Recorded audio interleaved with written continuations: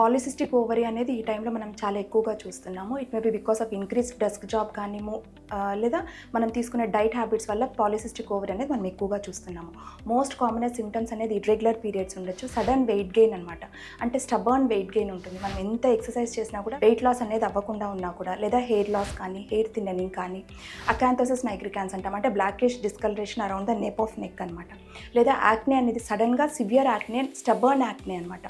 ఎంత ట్రీట్మెంట్ తీసుకుంటా కూడా యాక్నే అనేది రాకుండా ఉంటుంది. సో ఎక్సెసివ్ వెయిట్ గెయిన్ అట్లా ఏమన్నా ఉన్నా కూడా, excessive fat deposition around the abdomen, ఇవన్నీ కూడా పాలిసిస్టిక్ ఓవరీకి మోస్ట్ కామనెస్ట్ సిమ్టమ్స్ అనమాట. సో ఇంకా మిడిల్ ఏజ్కి వచ్చేటప్పటికి ఇన్ఫర్టిలిటీ ఛాన్సెస్ అనేది కొంచెం ఎక్కువగా ఉంటుంది. ఓల్డ్ ఏజ్ వచ్చేటప్పటికి ఈ పాలిసిస్టిక్ ఓవరీ ఉన్న వాళ్ళకి ఎక్సెసివ్గా డయాబెటీస్ కానీ, హైపర్ టెన్షన్ కానీ వచ్చే ఛాన్సెస్ ఎక్కువగా ఉంటుంది.